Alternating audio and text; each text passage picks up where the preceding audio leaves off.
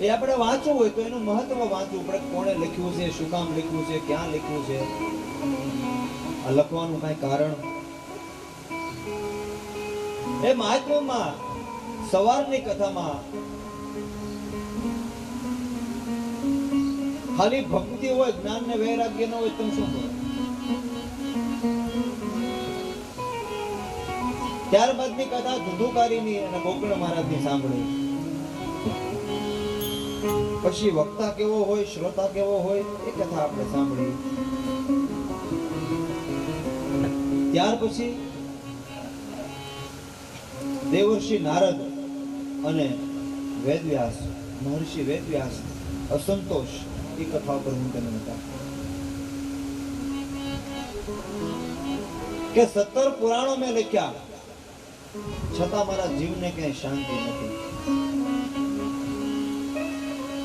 નારદજી એને ઉપદેશ આપે કે તમે ભાગવત કથા લખો, ભાગવત ગ્રંથ લખો.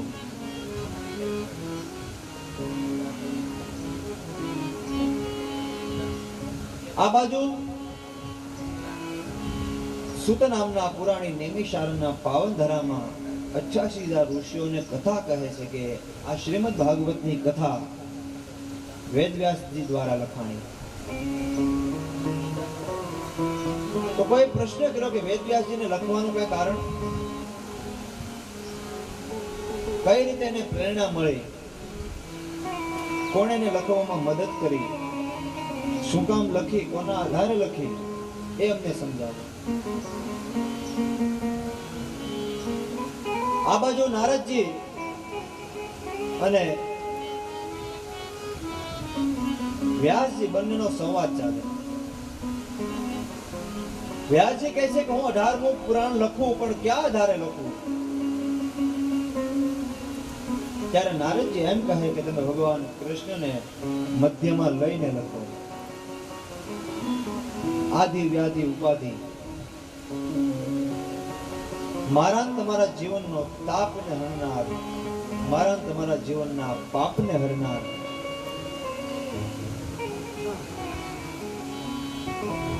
ભગવાન દ્વારકાધીશ, એનો આશ્રય લઈ અને એક તમે ગ્રંથ લખો.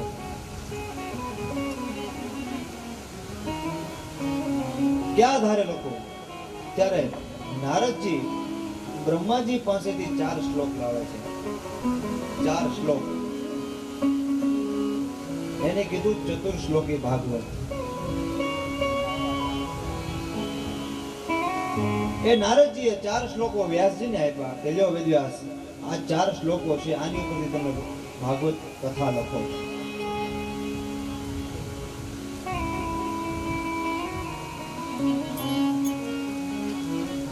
એ વેદવ્યાસજીને 4 શ્લોકો આપ્યા. વેદવ્યાસજી 4 શ્લોકોનો વિસ્તાર કરે છે.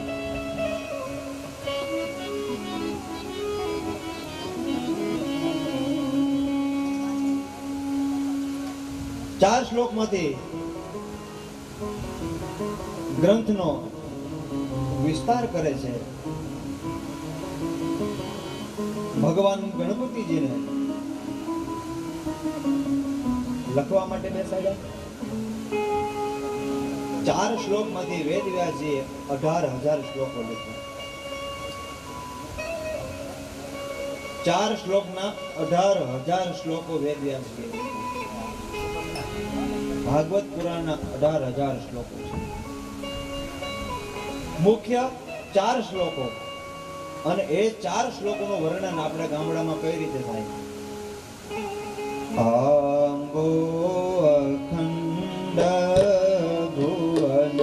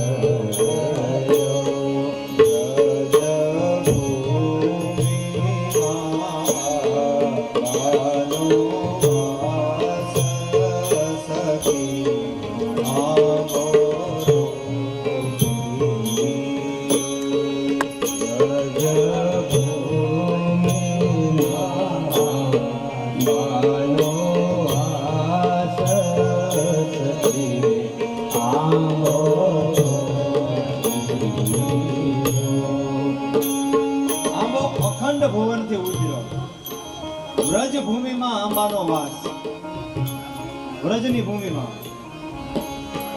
આમે વસુદેવજી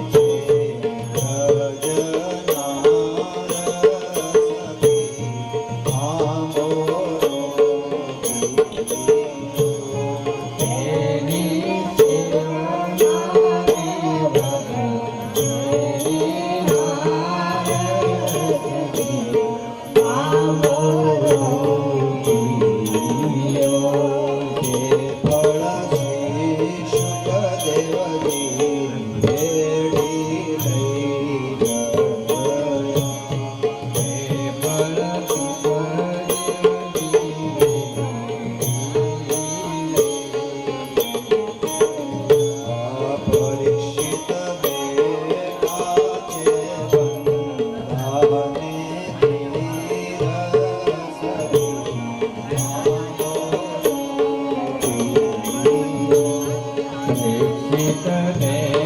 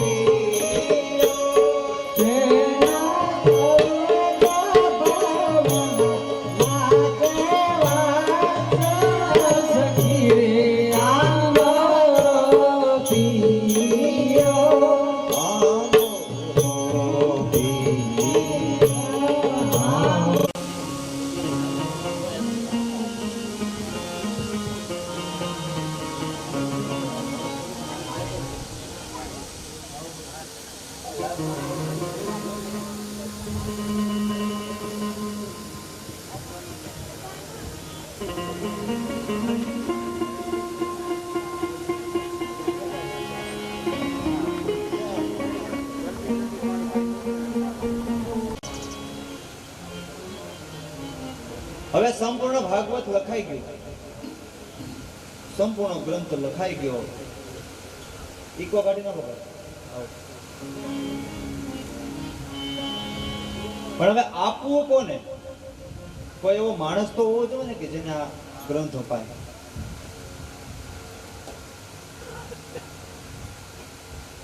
ત્યારે મહર્ષિ વેદવ્યાસ મનમાં વિચાર કરે અને નારદજી એમ કહે છે કે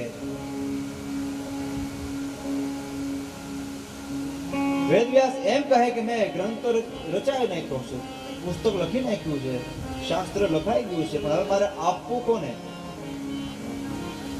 આને યોગ્ય કોણ છે?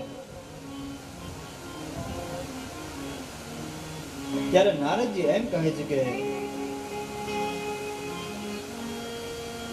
આનો હકદાર અને ખરેખર આ ગ્રંથ કોને શોભે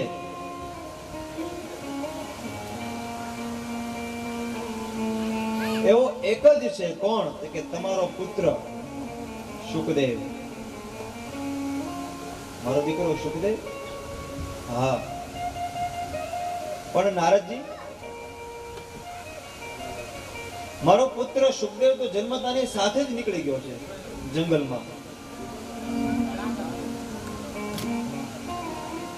યમ પ્રવ્રજંતમ અનુપેતમ પેત કૃત્યમ દ્વૈપાયનો વિરહ કા તર આજુહાવ.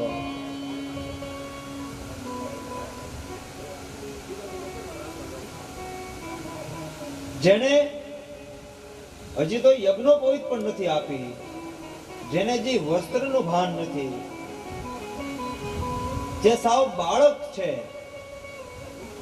અને ઋષિઓને સંતો એમ કહે છે બાળક છે પણ એને હવે કઈ કાર્ય કરવાનું બાકી પણ નથી, એટલી ઉંમરમાં એને બધું કાર્ય કર્યું.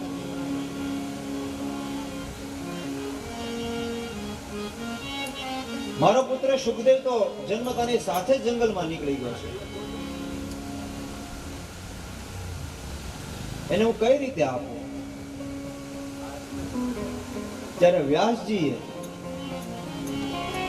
એના આશ્રમના જે શિષ્ય હતા એને 2-4 શ્લોકો આપ્યા કે જાઓ તમે જંગલોમાં ગાયો ચરાવવા જાઓ, જંગલમાં તમે ગાયો ચરાવવા જાઓ, આમાંથી શ્લોકો બોલજો, અડધા શ્લોકો બોલજો, અને કદાચ આ શ્લોક મારો દીકરો શુકદેવજી જો સાંભળી જાય તો તમારી પાસે આવે અને પૂછે ક્યાંથી લાવ્યા, તો એને તમે મારી પાસે લઈને આવજો.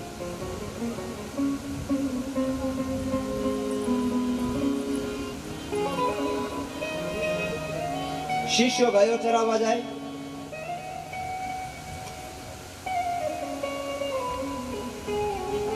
જંગલોમાં જઈ અને ગુરુજી જે શ્લોક આપ્યા એનું ગાન કરે. બરહા પીડા નટવર બપુષા કર્ણયો કર્ણિકાનમ. અડધા શ્લોકો બોલે, ગાયો ચરાવે, પાછા હાલ્યા જાય, પાછા શ્લોક બોલે, ગાયો ચરાવે.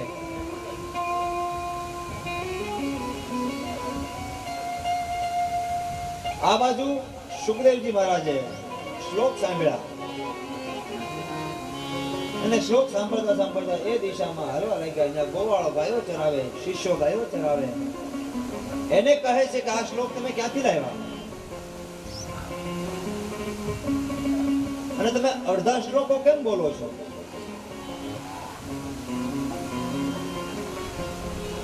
પૂરા શ્લોકો કેમ નથી બોલતા? આવા કેટલા શ્લોકો છે, મને આપો તમે, હું ગાન કરું, હું એનું પાન કરું. ત્યારે ગોવાળો એમ કહે છે, શિષ્યો એમ કહે છે કે આવા તો 18,000 શ્લોકો છે, આવા 18,000 શ્લોકો છે, કોની પાસે છે?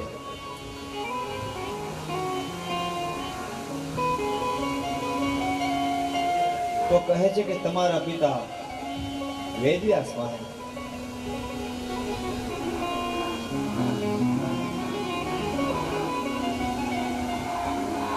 મારા પિતા વેદવ્યાસજી પાસે છે?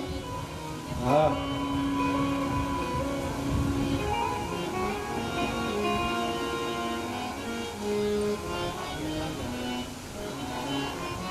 તો ચાલો હું તમારી સાથે આવું,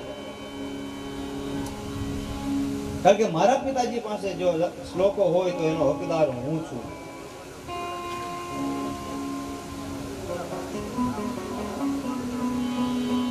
અને આપણે પણ કીધું છે કે પિતાની સંપત્તિનો હકદાર એનો પુત્ર હોય.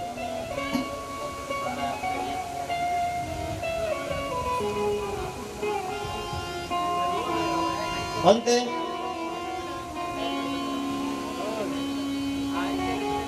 સુખદેવજી મહારાજ વેદવ્યાસજી પાસે આવે અને પિતાજીને નમસ્કાર કરીને દંડવત કરીને કહે છે કે પિતાજી, બાપની સંપત્તિમાં દીકરાનો જ અધિકાર હોય. આપે 18,000 શ્લોકો લખ્યા છે, એની રચના કરી છે, આ કૃપા કરીને આપ મને આપો.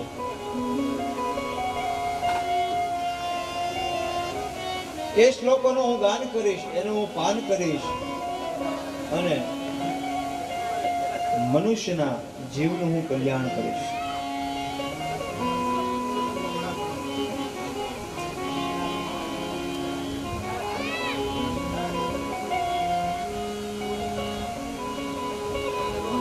વ્યાસજી દ્વારા શુકદેવજીને 18,000 શ્લોકો આપ્યા. લ્યો શુકદેવ, આદિ વ્યાધિ અને ઉપાધિ ટાળનારા ગ્રંથ છે, આ શ્લોકો છે, એ હું તમને આપું છું. હવે જો ભાગવત લખાઈ ગયું, ભાગવત જેને આપવું હતું એને અપાઈ ગયું, લખવા વાળા મળી ગયા, વાંચવા વાળા મળી ગયા, પણ હવે સંભળાવવું કોને? સુખદેવજી મહારાજ ગ્રંથ લઈ અને ભ્રમણ કરે અને વ્યાસજી મને તમને આગળની કથા હવે મહાભારતમાં લઈ જાય.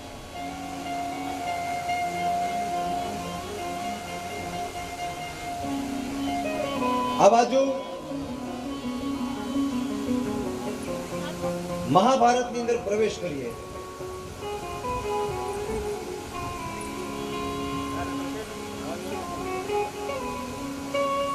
કૌરવો અને પાંડવોનું યુદ્ધ હાલે.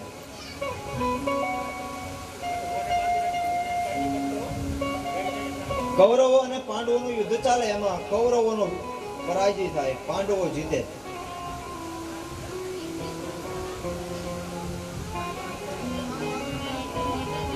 દુર્યોધન એની સેના હારે, પાંડવોની સેના જીતે. દુર્યોધને અશ્વત્થામાને કીધું કે અશ્વત્થામા, આ યુદ્ધમાં અમે હારીએ છીએ, અમારી સેના હારે છે, પાંડવો જીતે છે.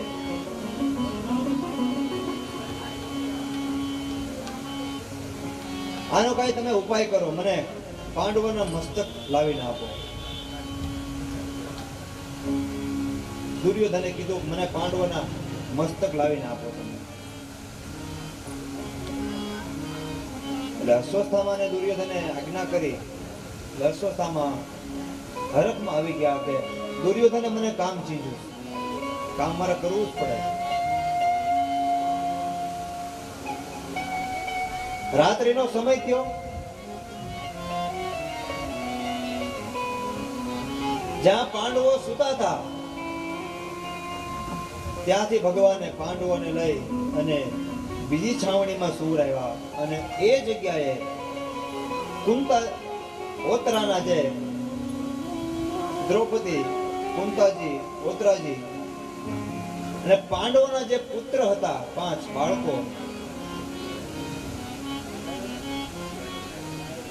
એને સુવડાવી દીધા.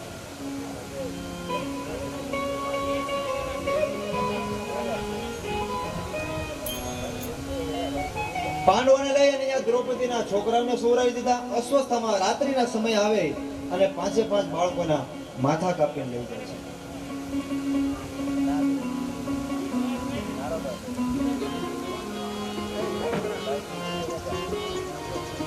અને દુર્યોધન ને આવીને કહે છે, લે દુર્યોધન,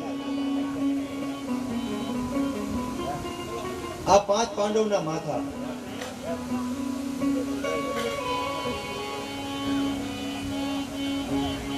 દુર્યોધન જોવે છે કે અરે અશ્વત્થામા,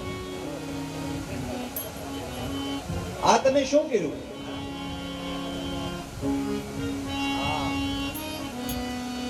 આ દુશ્મની તો મારે ને પાંડવોને છે, એમાં એના બાળકો શું કરે? તમે એના બાળકોને મારી નાખ્યા.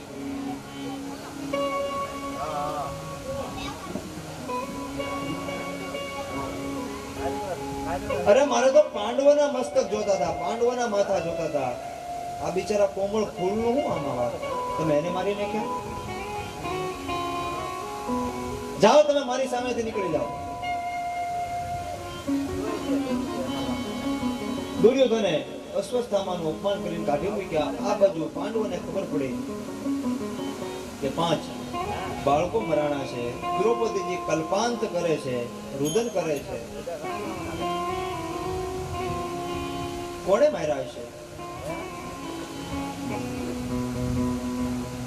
હવે તો કોણ પાપી છે કે મારા બાળકોની હત્યા કરે? મારા બાળકોનો શું વાંક હતો આમાં? એમ જ્યાં કલ્પાંત કરે એટલામાં ભીમ અને અર્જુન અશ્વત્થામાને લઈને આવે છે કે લ્યો દ્રૌપદી, તમારા બાળકોનો હત્યારો મળી ગયો છે. તમારા બાળકોને માર્યા છે, એને અમે પકડીને લાવ્યા છીએ. દ્રૌપદીજી ઊંચું જોવે, નજર કરે તો અશ્વત્થામા. દ્રૌપદી એમ કહે છે કે આ કોણ છે? આ તો આપણો ગુરુપુત્ર છે, અશ્વત્થામા છે, બ્રાહ્મણ છે. એ કે હા, આપણા ગુરુપુત્ર અશ્વત્થામા જ આપણા બાળકોને માર્યા છે, એને અમે પકડી લાવ્યા છીએ, તમે સજા કરો.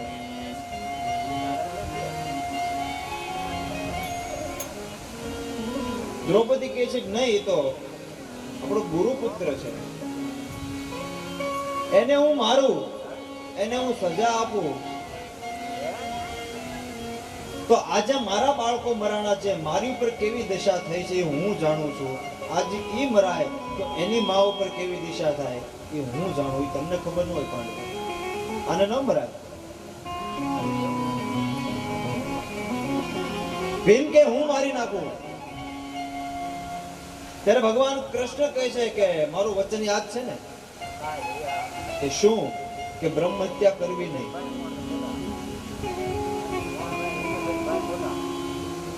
તો પ્રભુ શું કરવું? કૃષ્ણ સ્પષ્ટ શબ્દમાં કહે છે કે બ્રહ્મ હત્યા કરવી નહીં અને હણે ને હણવામાં પાપ નહીં. તો હવે હું શું કરું?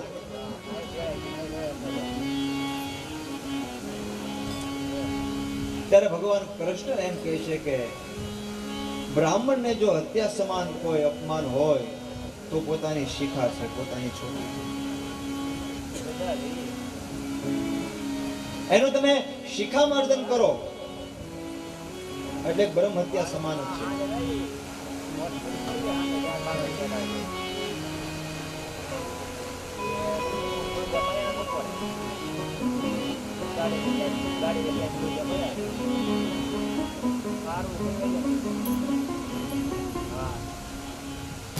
અશ્વત્થામાનું શિખામર્દન કર્યું. આ બાજુ અશ્વત્થામાને કહ્યું મારું અપમાન થયું છે, મારું ઘોર અપમાન કર્યું. અશ્વત્થામાએ પોતાનું ચક્ર જોડ્યું, વન જંગલો બળવા લાગ્યા. એ સમયે ઓતરાના ગર્ભમાં એક બાળક, એ બાળક અંદર જ્વાળામાં બળવા લાગ્યું. ભગવાને નાનો એવું સૂક્ષ્મ સ્વરૂપ લઈ અને બાળકની રક્ષા કરી.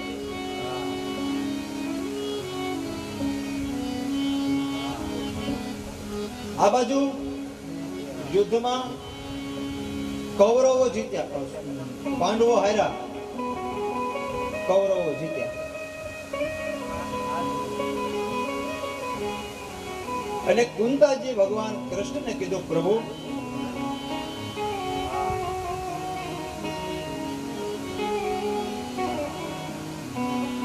મારા દીકરા પાંડવો કૌરવો યુદ્ધ કર્યું, કૌરવો જીત્યા છે, પાંડવો હાર્યા છે. અત્યારે અમારી પાસે રહેવા જગ્યા નથી, ખાવા માટે અન્ન નથી, અમારી પાસે કોઈ કામ નથી, કોઈ ગ્રાહ નથી. એક કામ કરો ને, આપ દુર્યોધન પાસે જાઓ અને અમારું સમાધાન કરાવો.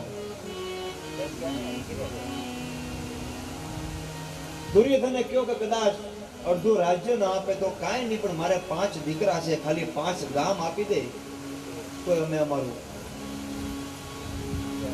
ભગવાન કૃષ્ણ અને વિદુરજી બંને દુર્યોધન પાસે જાય છે.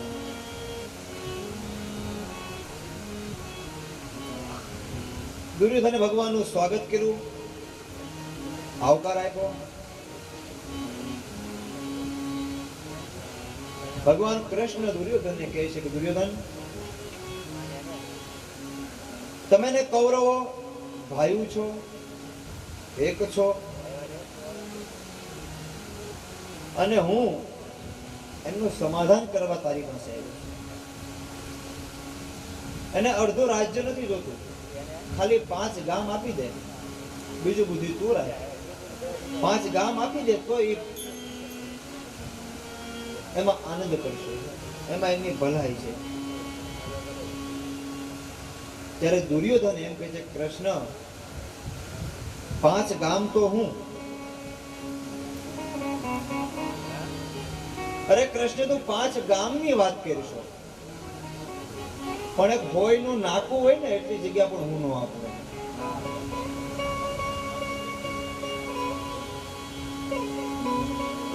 ભગવાન કૃષ્ણ કહે છે કે દુર્યોધન, આ હું સ્વયં કૃષ્ણ તારી પાસે આવ્યો છું.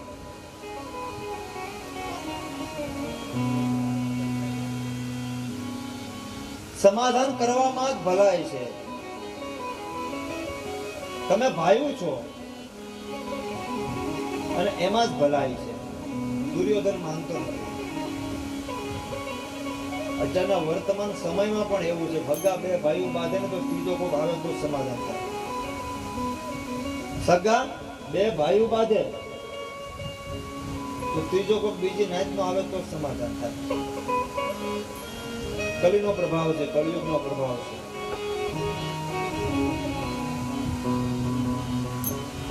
કૃષ્ણ કહે છે કે દુર્યોધન, હું તને વિનંતી કરું છું, આ તું મારી હામું જો. દુર્યોધન, હું હાજી ન કરું કોઈને, હાજી હું ન કરું, પણ તમે ભાઈઓ છો. 5 ગામ આપી, અરે 5 નો આપતો કઈ નહીં, 2 ગામ આપી દે, 1 ગામ આપી દે. દુર્યોધન કે નહીં. કૃષ્ણ એ વાત નહીં કરતા, તમે મારા મહેમાન છો, હું તમારા માટે 56 ભોગ બનાવું છું, તમે મારી ત્યાં ભોજન લેવા આવજો. દુર્યોધન, હું છેલ્લી વખત કહું છું કે સમાધાન કરી લે, 1 ગામ આપી દે તોય પાંડવો એમાં જીવી જાય. દુર્યોધન કઈ માનતા નથી. અને દુર્યોધન ભગવાન કૃષ્ણ ત્યાંથી હાલતા થયા. દુર્યોધન કહે છે કે પ્રભુ, આ તમારા માટે મેં 56 ભોગ બનાવ્યા છે, જમતા જાઓ. ભગવાન કઈ બોલ્યા નહીં. ત્યાંથી નીકળી અને વિદુરજીની ઘરે આવે છે. હાલો ને વિદુર ઘેર જાય. ઓધવજી, કૃષ્ણ ને ઓધવજી નીકળી ગયા. ઓધવજી કૃષ્ણને કહે છે, પ્રભુ તમે અહીંયા ભોજન ન લીધું? ત્યારે ભગવાન કૃષ્ણ એક સરસ જવાબ આપ્યો છે કે જેના મન મેલા હોય એના ઘરનું પાણી પણ ન પીવું. ક્યાં સુધી ન પીવું? કે એવો સમય આવી જાય કે તમે પાણી નહીં પીવો તો મરી જાઓ, તો જ એવાનું પાણી પીવું, નકર એવાનું પાણી પીવું નહીં. મન મેલા ને તનથી જે ઉજળા.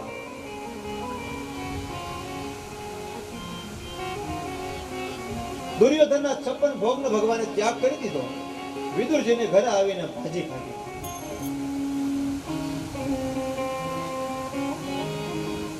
આ બાજુ આવી અને ભગવાન કૃષ્ણ કુંતાજીને અને પાંડવોને કહે છે કે હું સમાધાન માટે ગયો તો પણ એ સમાધાન કરવા રાજી નથી, સમાધાન કરવા તૈયાર નથી.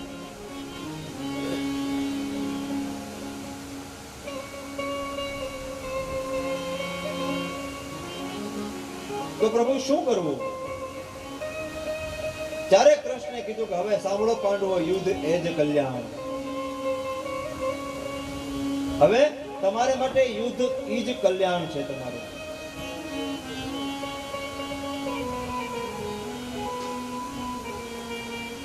અંતે કૌરવો અને પાંડવો વચ્ચે યુદ્ધ થાય.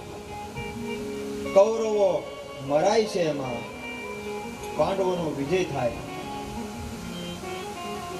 પાંડવો સુખી થયા.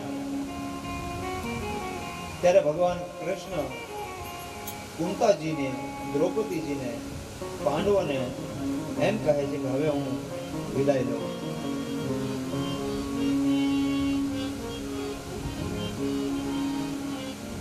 કુંતાજી રદન કરવા લાગ્યા, પ્રભુ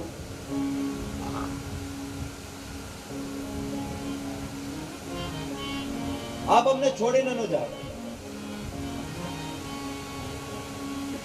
જ્યાં સુધી અમારી ઉપર દુઃખ હતું ત્યાં સુધી તમે અમારો સાથ આપ્યો.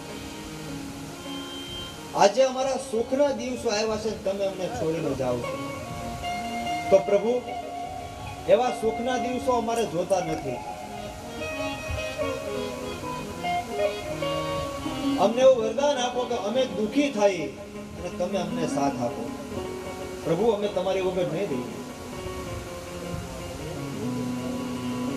આ બધું ભીમ એની સ્તુતિ કરે છે, પ્રભુ આપ ન જાઓ. અર્જુન સ્તુતિ કરે, ધર્મરાજ સ્તુતિ કરે, સહદેવ નકુલ ભગવાનને વિનવે, દ્રૌપદીજી વિનવે, ઉત્તરા વિનવે.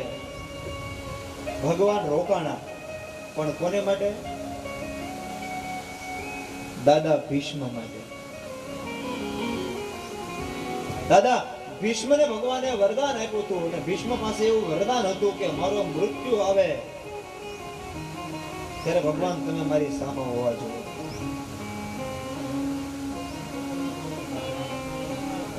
અને દાદા ભીષ્મને એવું વરદાન હતું કે જ્યારે દાદા ભીષ્મ ચાહે, જ્યારે દાદા ભીષ્મની ઈચ્છા હોય ત્યારે મરી શકે. બરોબર ઉત્તરાયણનો સમય આવ્યો, મકર સંક્રાંતિનો સમય આવ્યો. બાણની સૈયામાં દાદા ભીષ્મ સૂતા છે. 5 પાંડવો, કુંતાજી, ભગવાન કૃષ્ણ એની સન્મુખ આવીને ઉભા રહી ગયા.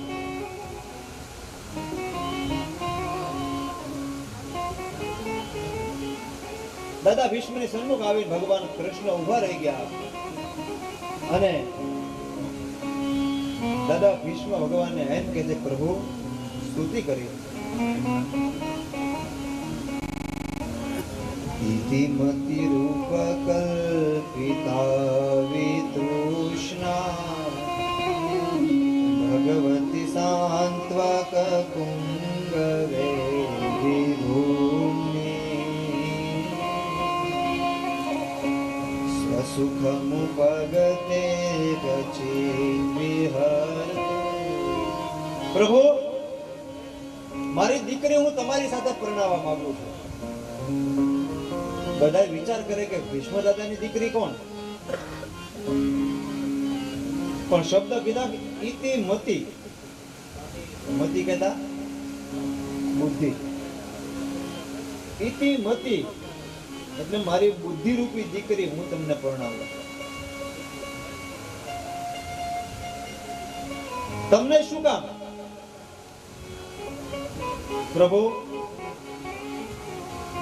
મારી બુદ્ધિએ, મારી પુત્રીએ તમને પસંદ કર્યા છે. હે નારાયણ, હે કૃષ્ણ, તમે ગાયો પણ ચરાવી અને ગોવર્ધનને પણ ધારણ કર્યો.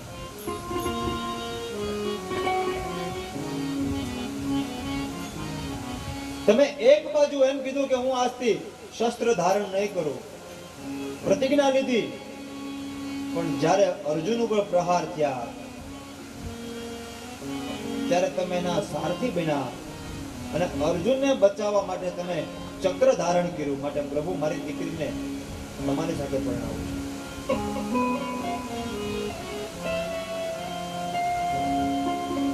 હે પીતાંબર ધારી, હે કેશવ, આ મારી દીકરીનો તમે સ્વીકાર કરો.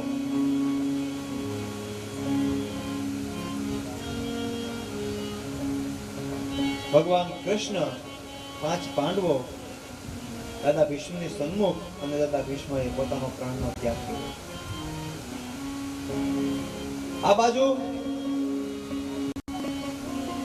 ભગવાન કૃષ્ણ 5 પાંડવોની રજા લઈ અને ભગવાન દ્વારકા જવા માટે નીકળ્યા.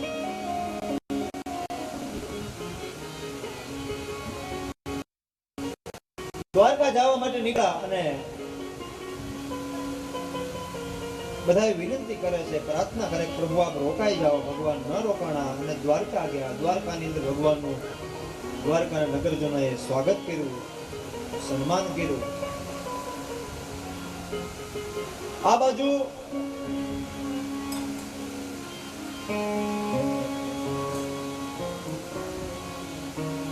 હસ્તિનાપુરની અંદર ધર્મરાજ રાજ કરે.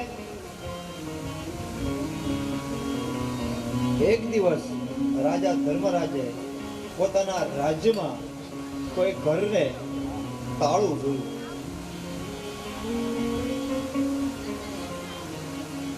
અને ધર્મરાજે વિચાર કર્યો કે મારા રાજ્યમાં તાળું, મારા રાજ્યમાં તાળું કોણે મેળવ્યું? આ કોનું ઘર છે? કોણે તાળું મેળવ્યું?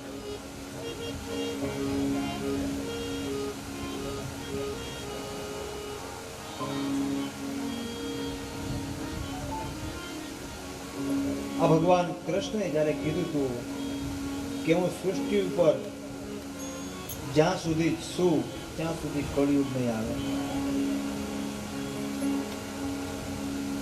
ધર્મરાજને મનમાં સંકોચ થયો. અર્જુનને કીધું કે અર્જુન જાઓ તમે દ્વારકા અને ભગવાનના સમાચાર લઈને આવો. ઘણો સમય થઈ ગયો, કોઈના સમાચાર નથી, તમે દ્વારકા જાઓ. અને અર્જુનને દ્વારકા મોકલે.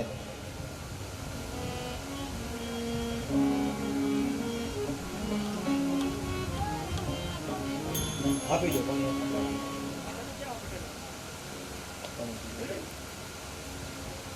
આવી તાળી પાડો તો મારા રામની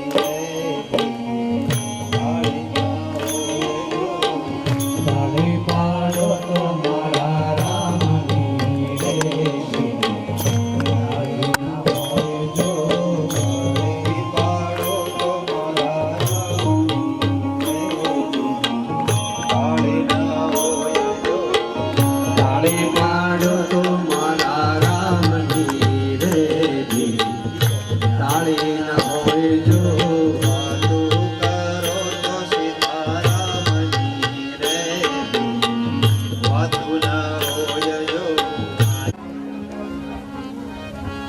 ભગવાન દ્વારકાધીશના સમાચાર લઈને આવો.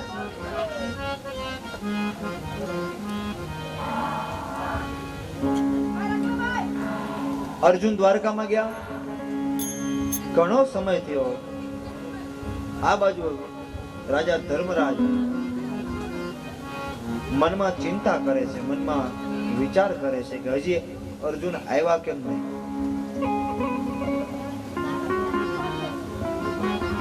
દ્વારકામાં બધા કુશળ મંગળ તો હશે ને. આ અર્જુન ગયા એના કઈ સમાચાર નથી. ચિંતા કરે છે. એ ચિંતા કરે એટલામાં અર્જુન આવે છે.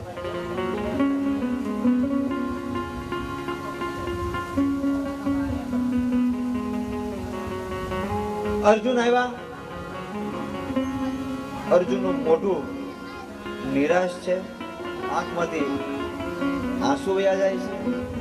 ધર્મરાજ અર્જુનને પૂછે, અર્જુન કેમ આવવામાં મોડું થયું? દ્વારકામાં બધા કેમ છે? બધા કુશળ મંગળ છે ને? ભગવાન શું કરે છે? કૃષ્ણ શું કરે છે? બધા યાદવો શું કરે છે? રૂક્ષ્મણી શું કરે? સત્યભામા શું કરે? કાલિંદી શું કરે છે? અને તારે આવવામાં કેમ મોડું થયું? કેમ કઈ બોલતો નથી? અર્જુન કઈ બોલતા નથી. ધર્મરાજ ચિંતા કરવા લાગ્યા. અર્જુનને કહેવા લાગ્યા કે અર્જુન તું કઈક બોલ, દ્વારકામાં બધા શું કરે છે? મોટા ભાઈ,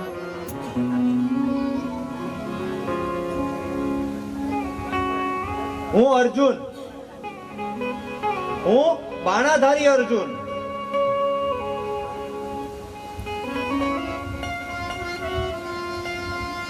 મારો બાણ નહીં પણ મારો રથ નીકળે અને મારા રથનો ઘંટ સંભળાય અને કાબા ભાગી જાય, લૂંટારા ભાગી જાય. આ બાણાવીર હું અર્જુન. પણ મોટા ભાઈ, આજે સમય જોવો, આજ ઈ જ કાબાએ મને લૂંટ્યો છે. સમય સમય બલવાન નહીં પુરુષ બલવાન. કાબે અર્જુન લૂંટિયા, વહી ધનુષ વહી બાણ.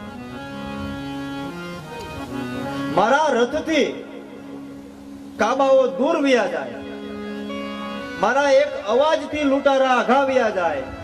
મોટા ભાઈ, આજ એણે મને લૂંટ્યો છે. સમય સમય બલવાન નહીં મનુષ્ય બલવાન.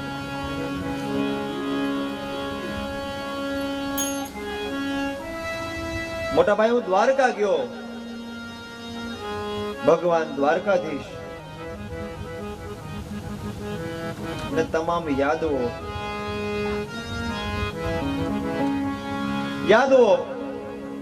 અંદરો અંદર યુદ્ધ કરી અને મરાણા અને સ્વયં ભગવાન કૃષ્ણ પોતાની પટરાણીઓ સાથે ભગવાન પણ સ્વધામ ગયા.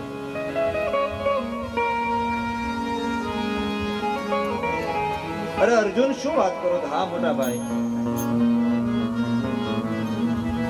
દ્વારકાના નગરજનો ભગવાનના વિરહમાં, ભગવાનની યાદમાં, કૃષ્ણની યાદમાં આતુર બન્યા છે. મોટા ભાઈ, ભગવાને કીધું તું જ્યાં સુધી હું છું ત્યાં સુધી કળયુગ નહીં આવે.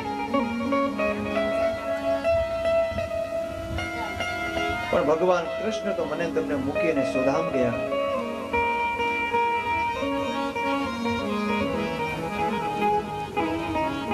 ત્યારે ધર્મરાજ એમ કહે છે કે ભગવાન સોધામ ગયા તો હવે આપણે જીવાય નહીં, આપણે રહેવાય નહીં.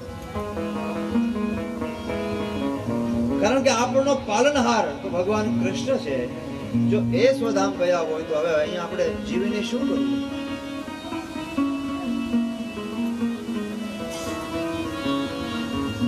આ બાજુ ઉત્તરાના ગર્ભમાં જે અભિમન્યુનું બાળક હતું એ ઉત્તરાએ એ બાળકનો જન્મ આપ્યો. જન્મતાની સાથે જ એ બાળક મનમાં વિચાર કરે કે જ્યારે જંગલમાં અગ્નિ થઈ, અગ્નિ લાગી, ત્યારે મારી રક્ષા કોણે કરી હતી? મનમાં એ વિચાર કરે, પરીક્ષા કરે, એટલે એનું નામ પડ્યું પરીક્ષિત. બોલીએ પરીક્ષિત મહારાજ કી જય. આ બાજુ રાજા પરીક્ષિતને પાંડવોએ ગાદી આપી અને 5 પાંડવો દ્રૌપદી હેમાળે હાડ ગાળવા માટે જાય.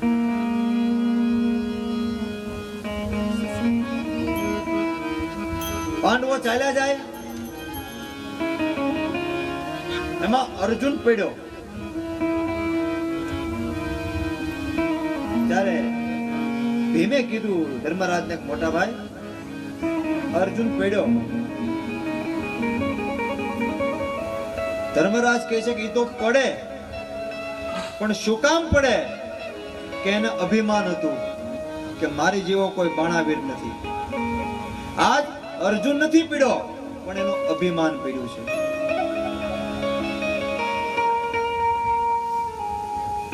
થોડાક ચાલ્યા જાય, સહદેવ જોશી પડે. ભીમ કહે છે ભાઈ સહદેવ પડ્યો, તો કે પડે. શું કામ પડે? કારણ કે એને એના જ્ઞાનનું અભિમાન હતું. મારી જેવો કોઈ ત્રિકાલ જ્ઞાની નથી. હાલા છે એટલે ભીમ પડે. દ્રૌપદી એમ કહે છે કે ભીમ પડ્યો, તો કે પડે. એને એના બળનું અભિમાન હતું. પડે.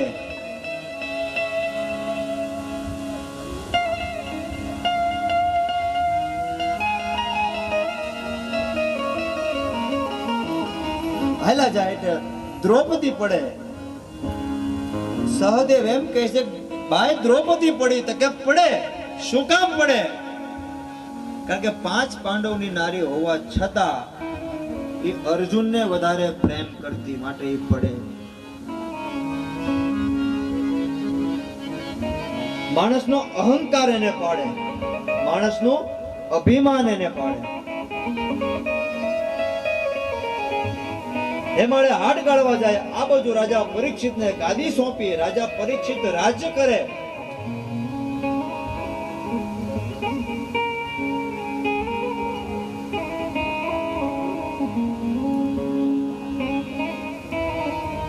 રાજા પરીક્ષિત એક વખત પોતાના રાજ્યમાં નીકળ્યા. એને એક ચિત્ર જોયું, એક દ્રશ્ય જોયું કે એક ખેડૂત ખેતી કરે. એક બળદ, એક ગા.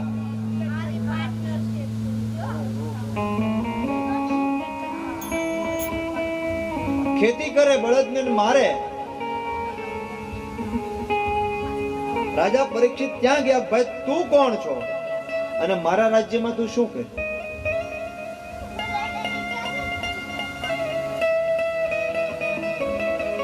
ત્યારે પેલો કહે છે મહારાજ હું કળિયુગ છું. કોણ? કળિયુગ? હા. રાજા પરીક્ષિત કહે મારા રાજ્યમાં કળિયુગ ન હોય, હું તને મારી નાખું.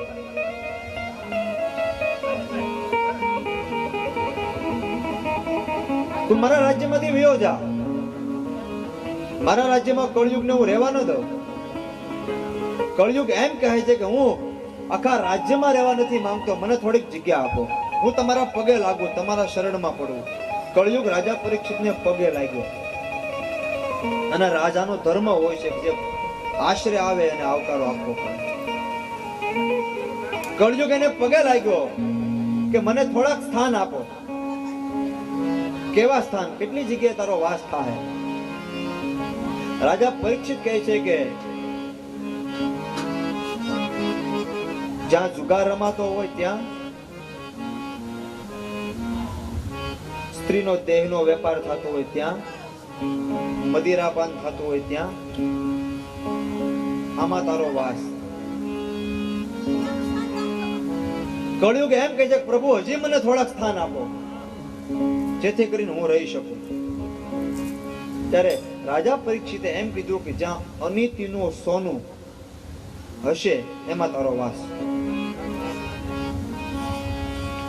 એ વરદાન આપીને રાજા પરીક્ષિત નીકળી ગયા. રાજા પરીક્ષિતે પોતાના રાજ્યમાં પટારા ખોલ્યા અને પટારામાં એક જરાસંધનો સોનાનો મુગટ હતો. જરાસંધનો યુદ્ધમાં અર્જુન અને ભીમે લઈ લીધેલો અનિતિનો. એ રાજા પરીક્ષિતે મુગટ પોતાના માથે પધરાવ્યો, માથે મૂક્યો. એટલે કળિયુગે અનિતિના સોનામાંથી વાસ કર્યો. જ્યારે રાજા એને મળ્યા ત્યારે પગે લાગ્યો. એટલે પગના અંગૂઠાથી લઈ અને મસ્તકથી લઈ આખા શરીરમાં કળિયુગે વાસ કરી નાખ્યો.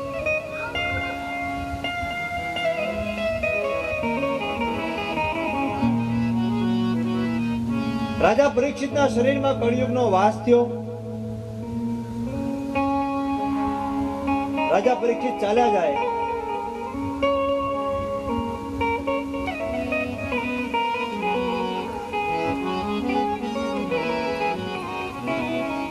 ઋષિના આશ્રમમાં ગયા. શમિક ઋષિના આશ્રમે ગયા. શમિક ઋષિ આશ્રમમાં પોતા ધ્યાનમાં બેઠા, જપમાં બેઠા. અને રાજા પરીક્ષિતને એમ થયું કે હું રાજા છું. હું આવ્યો, આ સાધુ મારી સામું જોતા નથી. હું રાજા છું, મને માન આપવું પડે, સન્માન આપવું પડે. અને આ મારી સામું જોતા પણ નથી, મારો અપમાન કર્યું.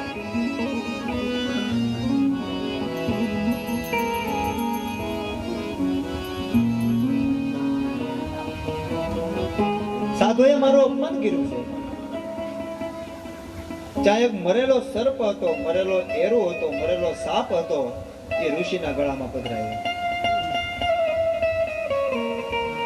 રાજા પરીક્ષિતે મરેલો સર્પ, મરેલો સાપ ઋષિના ગળામાં પહેરાયો. મારું અપમાન કર્યું.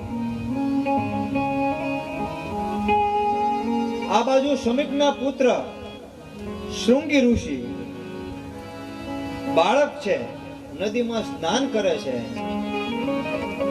અને નદીમાં સ્નાન કરતા કરતા હાથમાં પાણીની અંજલી લઈ અને સૂર્યનારાયણ સામે પ્રાર્થના કરી કે જેણે મારા પિતાના ગળામાં સર્પ પહેરાવ્યો એનું આજથી 7મા દિવસે તક્ષક નાક કરડે મૃત્યુ થાય. શ્રાપ આપી દીધો. આશ્રમમાં આવ્યા. શમિક ઋષિને વાત કરે છે, પિતાજી તમારા ગળામાં રાજા પરીક્ષિતે મરેલો સર્પ પહેરાવ્યો અને મેં એને શ્રાપ આપી દીધો કે આજથી 7મા દિવસે તમારું મૃત્યુ થશે. શમિક ઋષિ કહે છે કે અરે બેટા ત્યાં શું કર્યું? એ રાજા કહેવાય. લાખો મરજો પણ લાખોનો પાલનહાર ન મરજો. અરે રાજા કહેવાય બેટા. એ આવ્યા ને સમાધિમાં બેઠો, ધ્યાનમાં બેઠો હોય, મારાથી માન સન્માન ન અપાણો હોય, આદર ન થયો હોય અને એને કદાચ ક્રોધ ચડ્યો હોય, પણ આપણે સહન કરવું પડે. આ તે બહુ ખોટું કર્યું, પણ હવે મારો શ્રાપ મિથ્યા ન જાય. તો હવે એક કામ કરો, કો તમે જે શ્રાપ તો આપી દીધો છે, પણ હવે તમે રાજા પરીક્ષિતને એના સમાચાર આપી દો કે રાજન, શૃંગી ઋષિનો તને શ્રાપ મળ્યો છે અને આજથી 7મા દિવસે તારું મોત છે.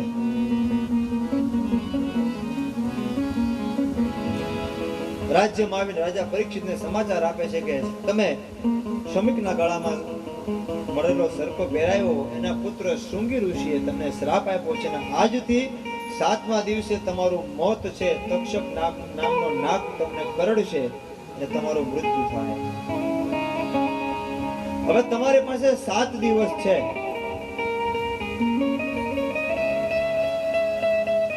તમારે જે અધૂરા કાર્ય હોય એ કરો, તમારી કઈ ઈચ્છા હોય એ પૂરી કરો, તમારી મનની કઈ ઉત્કંઠા હોય એ પૂરી કરો. ઋષિનો શ્રાપ છે, મિથ્યા ન થાય.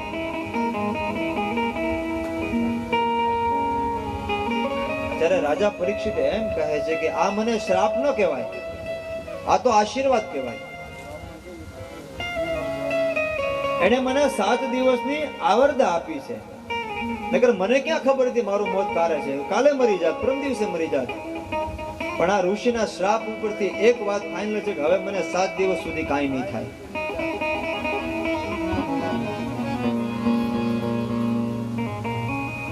આ મારા માટે શ્રાપ નથી, મારા માટે આશીર્વાદ છે.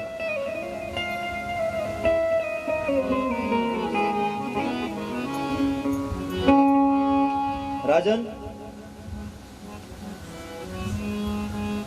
કાંઈ તમારી ઈચ્છા હોય, કોઈ પ્રશ્ન હોય રાજ્યના કઈ કામ હોય તો એ તમે હવે 7 દિવસમાં પૂર્ણ કરજો. એટલું કહીને સમાચાર આપીને માણસ નીકળી ગયા. રાજા પરીક્ષિત વિચાર કરે છે કે મારી પાસે 7 દિવસ છે, હવે 7 દિવસમાં મારે શું કરવું? મારાથી જે ભૂલ થઈ એની સજા મને મળી છે, પણ હવે મારે મૃત્યુ સુધારવું છે.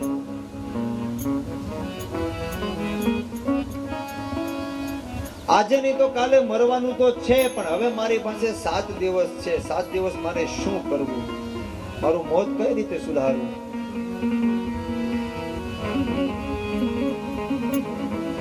પોતાના રાજ્યમાં બધાને પૂછવા લાગ્યા કે મારે મારું મૃત્યુ કઈ રીતે સુધારવું?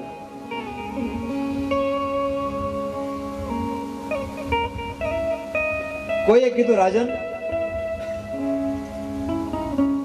એક તમે ઉપાય કરો. શું? તમે ભગવાનની કથા સાંભળો, ભાગવત કથા સાંભળો.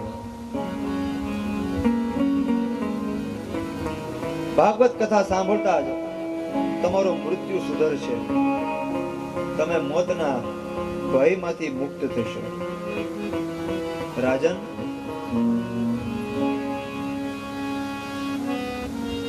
તમે ભગવાનની કથા સાંભળો,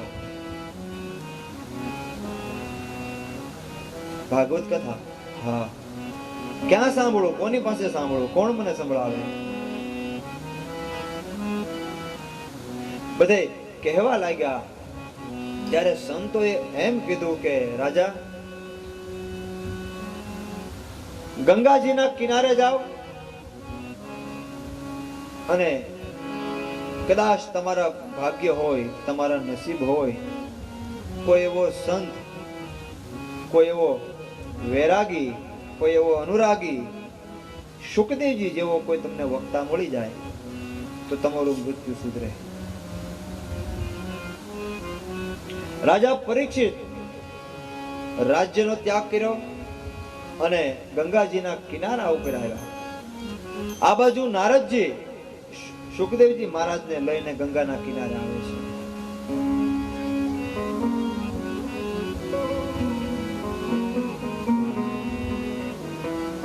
રાજા પરીક્ષિત બધાને પૂછે કે સુખદેવજી મહારાજ ક્યાં? પણ સુખદેવજી મહારાજ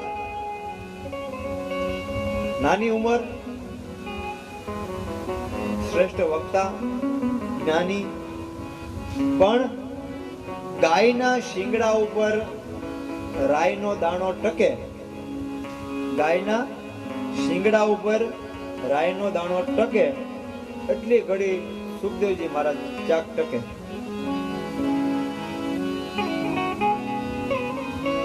ક્યાં ગોતવા એને?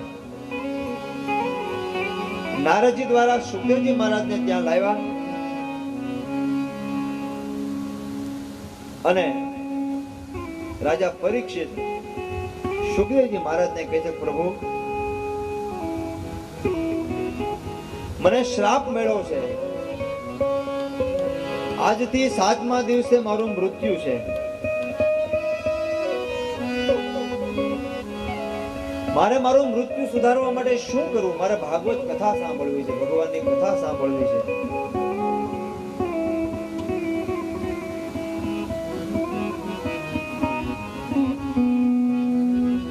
આપ કૃપા કરી અને મને ભગવાનની કથા સંભળાવો.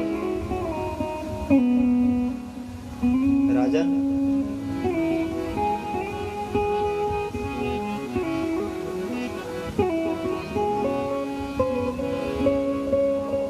પુનરપી જનની પુનરપી મરણી.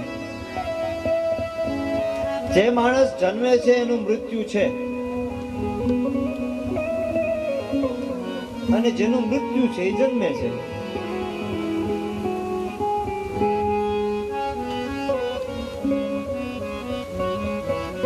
કાલે કીધું એમ કે મેન તમે મોત ક્યારે જોયું નથી, આપણે બધી મેરા નથી, તો બીક કેમ? પાણીમાં ડૂબતો માણસ પાણીથી બચે તો બીજી વાર પાણીથી બીવે. કોઈને ચોટ લાગ્યો હોય અને એમાંથી બચી જાય તો બીજી વાર એ લાઈટ થી બીવે. તો માણસ ક્યારે મર્યો નથી તો મોત થી બીવે કેમ? તો એનો અર્થ એ છે કે અનેક વાર મરી ચૂક્યો છે.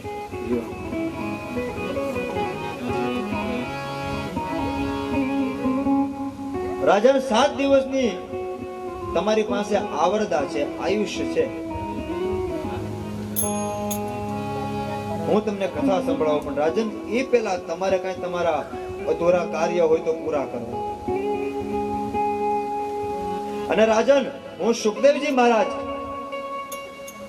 7 દિવસ નહીં, કદાચ 8 દિવસ થાય, 9 દિવસ થાય, હું જ્યાં સુધી તમારી પાસે છું ત્યાં સુધી તક્ષકના બાપની તાકાત નથી તમારી પાસે આવે. બોલો રાજન, અમર થવું છે? હું તમારી સાથે રહું. નહીં મહારાજ, મને માત્ર ને માત્ર ભગવાનની કથા સંભળાવો. 7 દિવસ પૂર્ણ થાય અને તક્ષક નાગ નહીં પણ મને મારો સ્વયં નાથ લેવા આવે પ્રભુ, અને એ ઋષિના શ્રાપમાંથી હું મુક્ત થાઉં. પ્રભુ બસ મને હરિસ્મરણ કરાવો, હરિની કથા સંભળાવો, ભગવાનની લીલા સંભળાવો.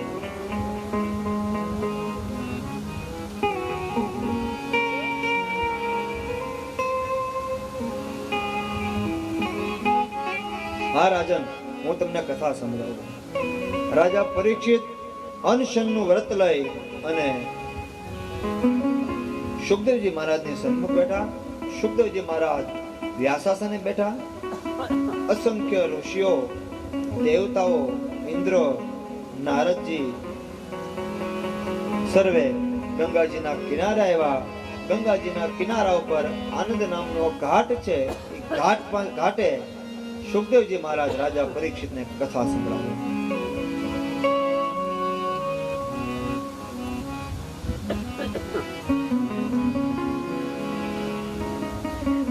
નૈમિષારણ્યના પાવન ધરામાં સૂત નામના પુરાણી 88,000 ઋષિઓને કથા સંભળાવે.